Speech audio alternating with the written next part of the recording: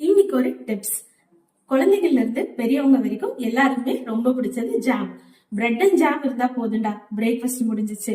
Bread and jam இருந்தா போதுண்டா, dinner முடிஞ்சிச்சு. ஏன் லஞ்சே சில நேரம் பிரெட் அண்ட் ஜாம நம்பிதான் இருக்கு.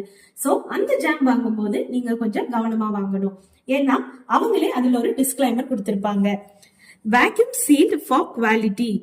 Press centre of cap if makes sound do not buy pack. So இத நீங்க கண்டிப்பா செக் பண்ணணும். என்னன்னு பாப்போமா? ஜாம் மூடி மேல ஒரு சின்ன சர்க்கிள் மாதிரி ஒரு ப்ரொஜெக்ஷன் இருக்கும். அதை நீங்க நல்லா அழுத்தி பார்க்கணும். அப்போ உங்களுக்கு எந்த ஒரு சவுண்டுமே வரக்கூடாது. அப்பதான் அது நல்ல பேக். அதை நீங்க தைரியமா வாங்கலாம். இன்னொன்னு நான் காமிக்கிறேன், அதுல ஒரு சவுண்ட் வரும், பாப்போமா?